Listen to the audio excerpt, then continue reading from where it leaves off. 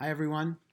Hope everyone is well and getting ready for Pesach. I know I and my family, we've been working hard today. I'm in my work clothes, cleaning up, cooking, cleaning, setting up, taking out things. And I'm sure all of us are working hard getting ready for Pesach. I know it's a very exciting time for many families who have not seen each other in that kind of setting together for a meal, for meals on a regular basis. It's a tremendous bracha to come together.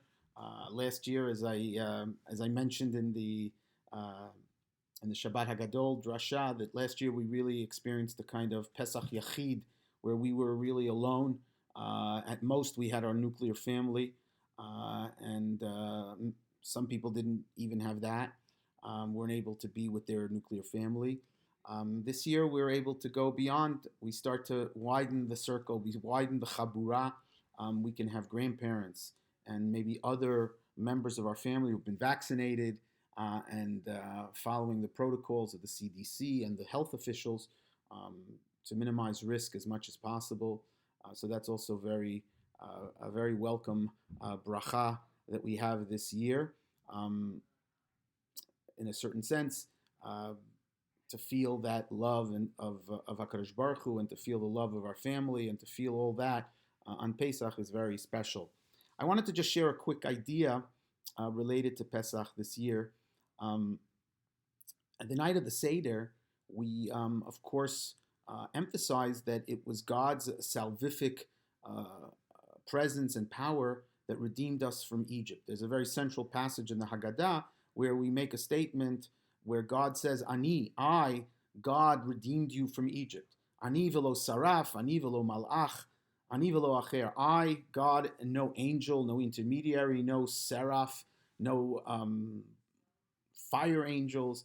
Moses, of course, very famously does not appear as a central character in the Haggadah. He is mentioned once, Derech Hagav, as a side point. He's mentioned at the end of a verse that's cited, but he is not the central person in the Haggadah. We don't mention him, and he doesn't play an active role. We talk about God's outstretched hand, Bizro Netuyah, Biad Chazakah, and we talk about the great joy that we experienced in experiencing God's mercy and experiencing God's redemption and all of that. And so we really seem to focus Pesach very much on the divine element. It was purely that we were redeemed from Egypt. We were stuck in the mud, so to speak, and God, in his tremendous chesed and grace and fulfillment of the prophecy and the havtacha, the promise that he had made to the forefathers, decided it was time for the Jewish people. It was enough.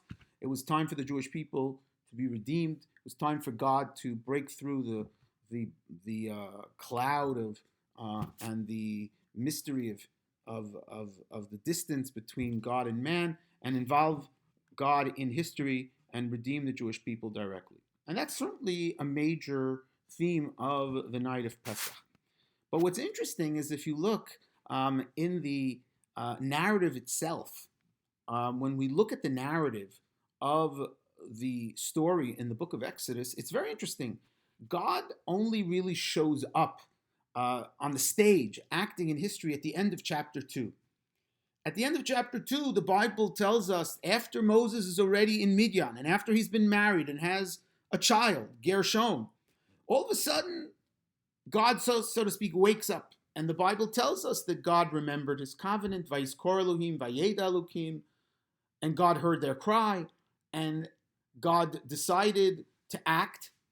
And then comes chapter 3 of Moses shepherding the tzon, the flock, to Har HaElohim, to the mountain of the Lord.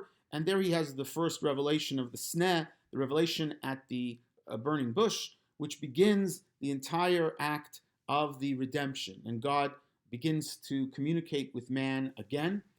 Very noticeably, the Bible introduces that communication. Moshe, Moshe, um, you know, Moses, Moses, Hineni, and Moshe says Hineni. Echoes, of course, the Akedah of Abraham, Abraham, and Abraham saying, Hineni, I am here, I'm ready to act. But it also echoes Jacob, the last time that God spoke directly to human beings was at the end of the book of Genesis. At the end of the book of Genesis, in chapter 46, before they go back down, before Jacob goes down to Egypt and lives the rest of his life there, it's the only communication in the entire Joseph narrative. God says to Jacob, Yaakov, Yaakov, Vayomer Hineni, Jacob, Jacob, and he promises him he's going to take him down and take care of him in Egypt, and he's going to bring him back to Eretz Yisrael. And so there's a bridge between Jacob, the last time, hundreds of years before, that God directly spoke to human beings, and Moses. And in between that bridge, chapter 1 and chapter 2 of Exodus are a very different kind of story. God is not present directly.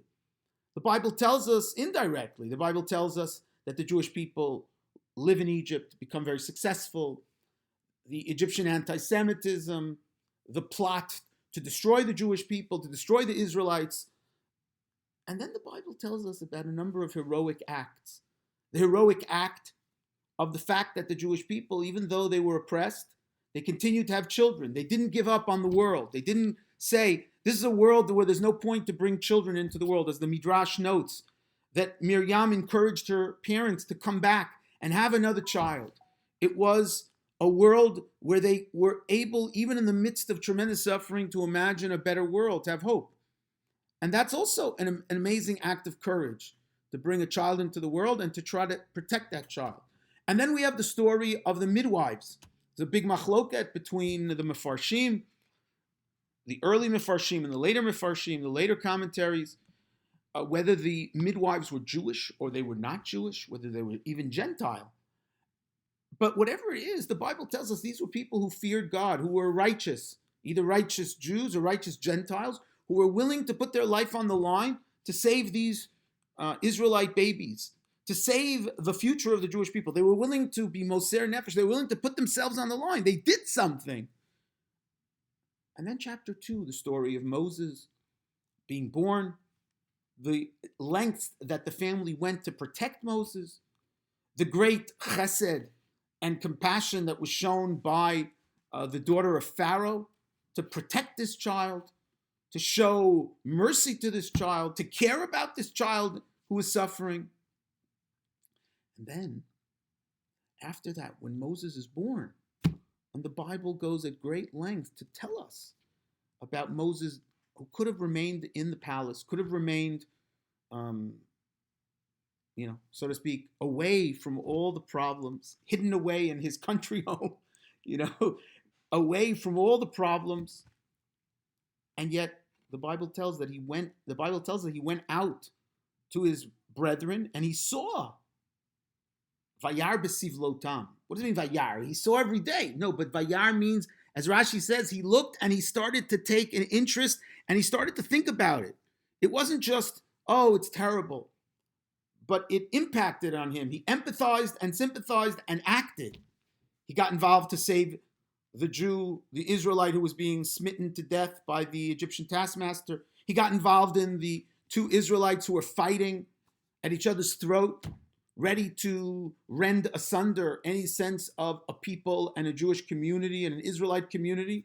And he got involved when he had to run away. And he put himself on the line and saved the daughters of Midian, even though he was not relative to them, even though he went in, and as Martin Buber and Nechama Leibovitz and everyone has often pointed out, these three stories are the paradigmatic stories of why Moses is chosen. We have no origin story why Moses, the baby, was chosen. But we are told, we see Moses is someone who has empathy and a sense of justice and to help the downtrodden and the one who's under threat. He steps in to help the Israelite, the Jew, from the non-Jew, the first story, the taskmaster. He steps in when two Jews are fighting and going to hurt each other. And he steps in when two Gentiles, the shepherd boys who are hurting the shepherd women, the shepherd girls. And in each case, he shows his tremendous love and concern for justice in the downtrodden. And so what's interesting is before chapter 3, before God enters into the arena of history and sets into play the miraculous interventions that will be Yetziat Mitzrayim, the exodus from Egypt, Human beings have to put themselves on the line. The miyaldot, the midwives, the Jews themselves, the Israelites themselves who are willing to continue to have children in the face of anti-Semitism and oppression, they're willing to create and stand up for their society and willing to affirm their uniqueness and not simply disappear and give up. The midwives who are willing to put themselves because of a sense of yirat elokim, a sense of deep reverence for God and what is the right thing to do in a godly world. And Moshe's family, and ultimately Moshe himself. And it's only after that point that God gets involved in history. God gets involved in history when human beings are willing to put themselves on the line. That's part of the Exodus story as well. That's part of the Exodus. Now, we all know that from the Kriyat Yamsuf. We're brought up with the famous Midrash about Nachshon ben Amminadav. But it's also at the beginning of the story. Before there can be the plagues and God's miracles, there have to be people willing to act in a godly way. V'halachta b'drachav, you go and follow in God's ways in order. Because you are following God, God follows you in a certain sense.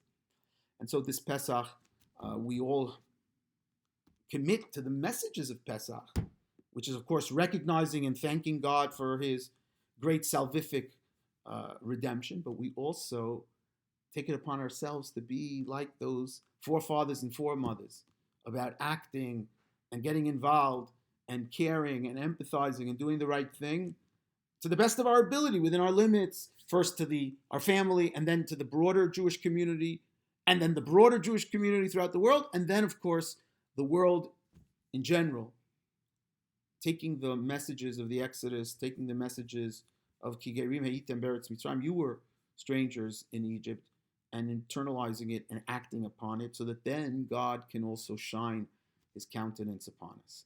I want to wish everyone a Shabbat Shalom. I want to wish everyone a Chag Kasher V'Sameach, Aziz and Pesach. It should be a sweet Pesach and a beautiful Pesach. And again, if anyone needs anything, even at the last minute, don't feel free to call or email or text. And I hope I'm able to help. Shabbat Shalom and Chag Sameach.